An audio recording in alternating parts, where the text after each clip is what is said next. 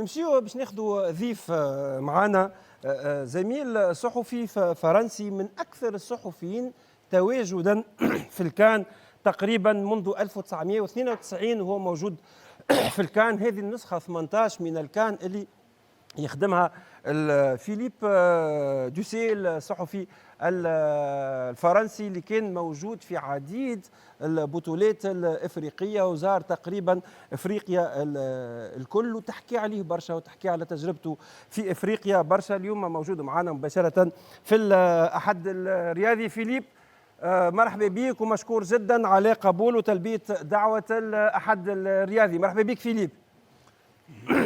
موجود في المغرب مباشرة من المغرب. فيليب، بالنسبة للعباد اللي ما تعرفكش برشا في تونس، كيفاش تنجم تعرف بروحك للجمهور التونسي؟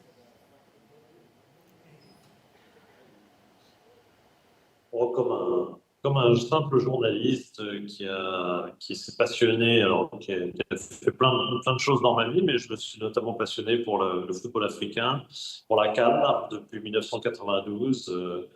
J'ai travaillé sur toutes les CAN depuis, donc c'est ma 18e là ici au Maroc.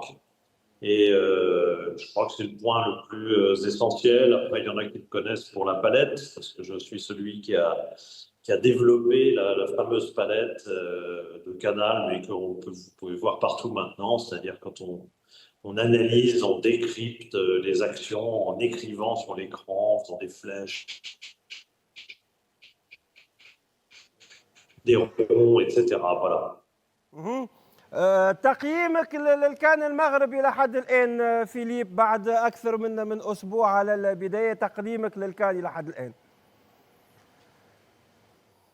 Une canne pluvieuse, c'est inhabituel que quand on vienne à la canne comme ça, on se retrouve avec un temps un peu décourageant. En dehors de ça, on découvre des choses qu'on savait, mais qui sont toujours extrêmement agréables, c'est-à-dire à savoir que le Maroc a bien préparé la chose, que les stades sont superbes, que l'organisation est plutôt bonne et qu'on vit une CAN agréable et facile, si j'ose dire, d'un point de vue purement fonctionnel. Après, les grandes envolées, ce sera pour plus tard. Pour l'instant, on est encore qu'au premier tour. La phase de groupe, évidemment, sur une CAN à 24 où 16 se qualifient, c'est pas la partie la plus passionnante. Mais bon, on y rentre quand même de plein pied dans cette CAN et avec un vrai plaisir, comme d'habitude.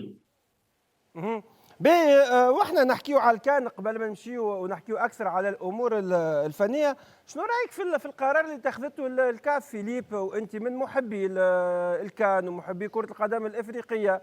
رايك في القرار اللي اتخذته الكاف بانها ترجع اليوم الكان مره كل 4 سنوات؟ C'est la chose que je redoute depuis fort longtemps, à vrai dire, depuis que Issa Hayatou n'est plus à la tête de la CAF, c'est-à-dire depuis 2017.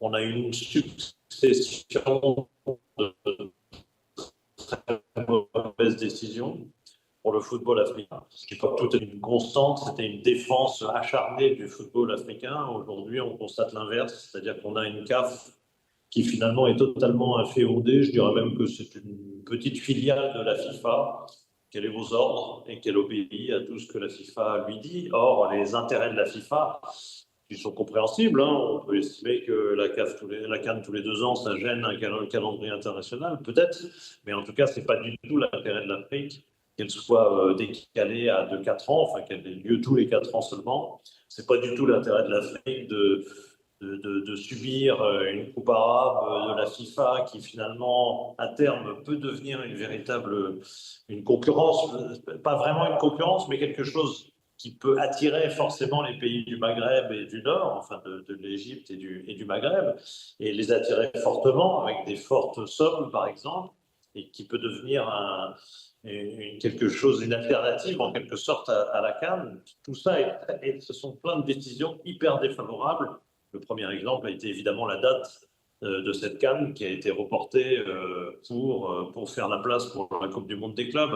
Donc finalement, on s'aperçoit que l'aide de la FIFA, plus que relative, elle est négative dans beaucoup, beaucoup de cas. Et la décision, évidemment, de faire la CAN tous les 4 ans fait partie de ces mauvaises décisions. نترجم شويه ونرجع نواصلوا في الاسئله.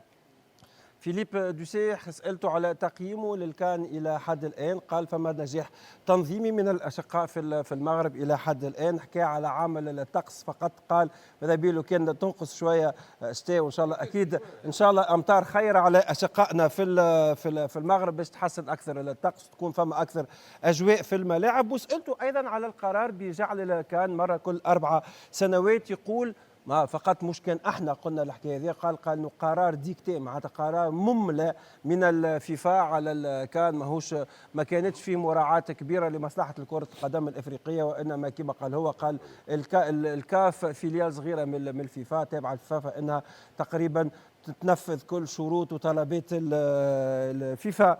نجيك لتونس، مشاركة تونس إلى حد الآن انتصار في مباراة أولى ثم هزيمة في مباراة ثانية، كيفاش شفت مستوى المنتخب التونسي وفين تشوف المنتخب قادر أنه يوصل في الكان هذه فيليب؟ Alors d'abord, contrairement aux autres années où en général, je ne suis pas enthousiaste sur la Tunisie, qui est souvent une équipe pas très passionnante, qui est très régulière, certes, mais à un niveau très limité au quart de finale. Là, cette année, j'avais une attente par rapport à la Tunisie parce qu'on m'avait dit que l'équipe était plus jeune, plus intéressante, présentait quelques joueurs un peu différents. Et effectivement, ça a été confirmé par le début du tournoi avec une première victoire qui était plutôt emballante, qui était plutôt intéressante. Par contre, on a vu aussi des limites à cela, c'est-à-dire que l'équipe tunisienne actuelle est certainement plus emballante, elle est peut-être aussi moins solide qu'elle n'était avant. Et on a vu que contre le Nigeria, ils ont souffert énormément, ils ont été totalement dominés physiquement pendant une longue partie du match, ce qui prouve certaines limites pour l'instant pour cette équipe. Mais en tout cas, c'est prometteur pour l'avenir. On sent qu'il y a peut-être une prise de conscience que le football tunisien n'avançait plus beaucoup, ni au niveau des clubs, ni au niveau de l'équipe nationale, et qu'il était temps de faire quelque chose. Apparemment, il y a des joueurs plus intéressants, plus jeunes et qui mettent un peu de punch à cette équipe. Après, il faudra passer sans doute par des étapes, et notamment des étapes qui permettraient de solidifier un peu plus l'ensemble. Bon, on va voir, parce qu'évidemment, le match contre le Nigeria a pu être un petit peu inquiétant par certains côtés. Mais attention, parce que le Nigeria a fait un match assez étonnant. Je ne m'attendais pas à ce que le Nigeria se relève aussi vite de sa déconvenue qualification Coupe du Monde. Et le Nigeria a fait un très gros match contre la Tunisie. Donc, il ne faut pas désespérer non plus pour cette édition. Il y a sans doute des choses à faire pour cette jeune équipe tunisienne.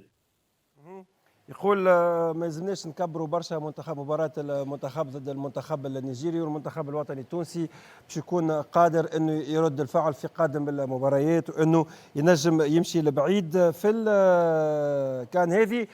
فيليب نكمل معاك، شكون ابرز المرشحين حسب رايك انت للتتويج بالكان هذه، وشكون ينجم يكون المنتخب المفاجئ يمكن؟ Je ne sais pas si on aura des surprises, parce que pour l'instant, à vrai dire, les favoris et les grandes nations ont plutôt confirmé leur ascendant. Mais du coup, ça ouvre complètement le jeu, parce que tout le monde est là. Tout le monde est au rendez-vous, que ce soit bien sûr le Maroc, le Sénégal, le Nigeria, l'Égypte. Aujourd'hui, l'Algérie également s'est placée, donc ça fait beaucoup de monde sur la ligne de départ, si j'ose dire, parce qu'il est vrai que la compétition, elle commence vraiment au huitième de finale. Désormais, avec 16 équipes qualifiées sur 24. Alors, les dernières fois, on a eu quand même des surprises, puisque l'Algérie, par exemple, était sortie très vite, la Tunisie lors de la dernière édition. Donc, on avait eu quelques équipes importantes, le Ghana également, qui avait raté le rendez-vous. Je crois que cette année, il y aura pas de rendez-vous raté pour les gros, ils seront tous là.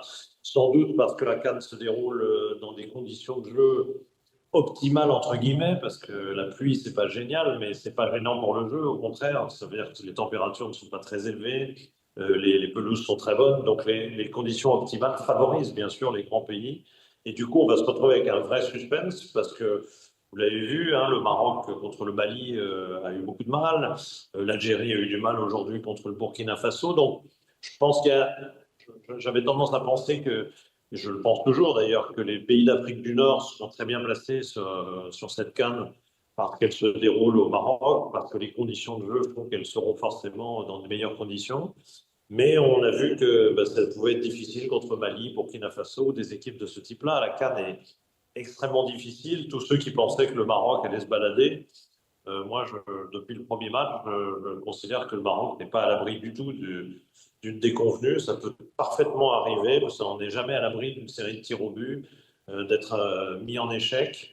Et très honnêtement, celui qui fait un pronostic aujourd'hui est assez audacieux, parce que vraiment, on ne voit que des équipes de bon niveau, pas toutes bien évidemment. Il y a des petits, contrairement à ce qu'on dit, il y a des petits à la Coupe d'Afrique, mais il y a aussi les gros, et les gros sont tous au rendez-vous. Donc je pense que dès les huitièmes de finale, ça va être des matchs à la mort. On va se taper des tas de séries de tirs au but, et ce sera extraordinairement serré.